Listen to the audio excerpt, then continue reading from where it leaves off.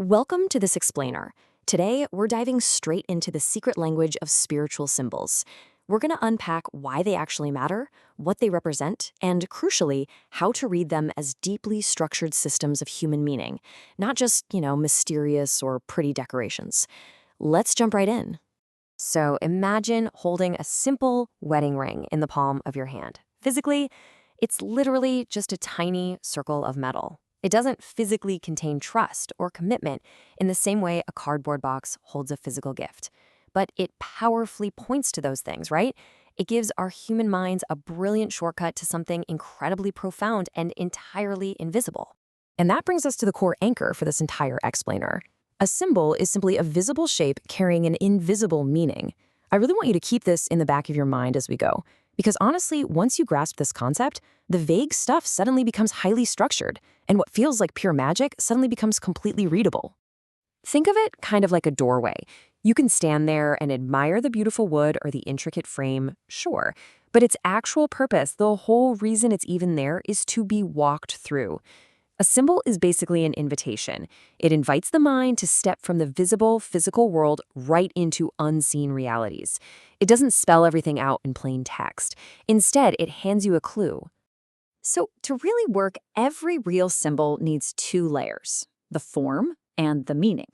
The form is the physical surface, right? The crescent, the lotus flower, the flickering flame. The meaning is the deeper truth it points toward. Here's the catch. If you only stare at the shape, you completely miss the message. But on the flip side, if you only chase the deep message, you forget exactly why that physical form exists to ground us in the first place. A symbol absolutely needs both layers to survive. Now, this highlights a super critical difference between a sign and a symbol. A sign just feeds you direct facts, like a road sign that says hospital. Boom. Information delivered, transaction over. You aren't going to stand there pondering the deep mystical meaning of the hospital sign, right? But a symbol? A symbol is more like smoke indicating a fire. It suggests. It opens up this massive field of layered meaning. And that is exactly why two different people can look at the exact same symbol and feel entirely different emotions. Have you ever wondered why we see the exact same symbols popping up everywhere across the globe? Well, it's because human beings fundamentally face the exact same deep questions everywhere. Questions about life, about suffering, about renewal. We naturally cluster our symbols around shared human experiences, things like light, water, towering trees, mountains. These basically become durable mental handles that allow us to carry really complex, heavy spiritual ideas in a very simple visual format. But here's the thing. A physical object isn't magical all on its own. Take a national flag, for instance. The cloth itself is totally ordinary, but it gains immense emotional power because a community agrees, over a long period of time, to use it repeatedly. That shared meaning is carried by tradition, by teaching, ritual use, and collective memory. Ultimately, symbols are deeply social creatures. I absolutely love this analogy. A symbol is beautifully similar to a musical note. Think about it. The note itself is stable enough to matter, but it's completely flexible enough to live inside entirely different spiritual systems. A single shape can mean wildly different things across traditions, simply because the song around it changes. Context is absolutely everything. To really get that context, think of a key made for a very specific lock. The key's metal shape is pretty useless without its matching lock. A symbol's shape requires a living system to actually give it a job. Tradition connects it to ancient teachings, practice keeps it alive in our daily rituals, and story gives it a narrative that explains why it actually matters. Without those three things, tradition, practice, story, the shape is literally just a shape. By mentally separating what a symbol looks like from what it actually does in a given tradition, we can logically trace exactly how its meaning shifts. It goes like this. The visible form comes first, but then the tradition gives it a specific role. And finally, that role dictates the meaning. Following this four-step structure completely removes the random guesswork. Let's look at a perfect example of this in action. Same form, entirely different roles. A flickering flame looks exactly the same no matter where you go in the world, right? But a shared appearance absolutely does not mean a shared interpretation. In one tradition, a flame might represent a literal divine presence. In another, it can mean purification or guidance or even the soul's inner search. The meaning lives entirely in the relationship, never in isolation. Now, here is a highly useful trick for reading a symbol's spiritual grammar. Just ask yourself what direction it's pointing. Upward pointing symbols, like spires or rising smoke, usually suggest transcendence and connecting with a higher reality.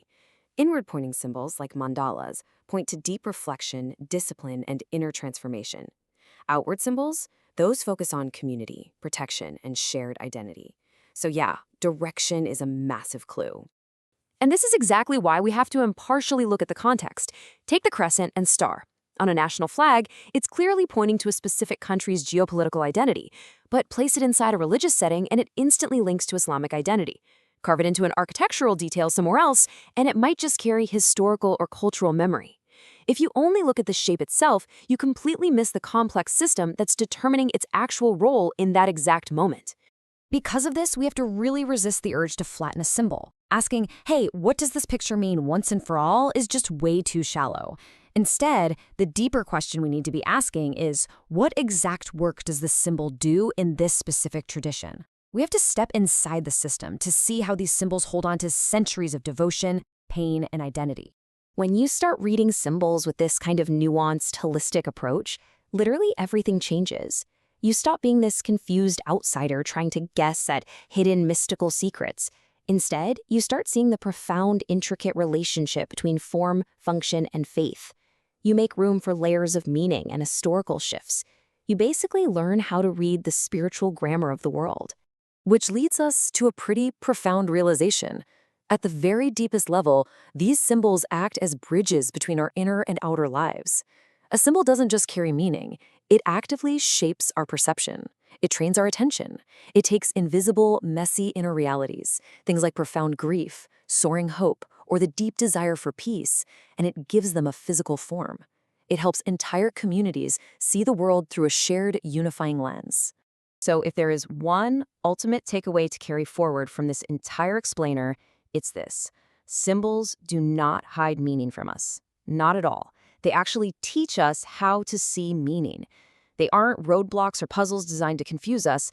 They are these incredibly carefully constructed languages speaking directly to our deepest human need, the need to connect the seen world with the unseen. Knowing all of this, how are you going to view the symbols in your own life tomorrow?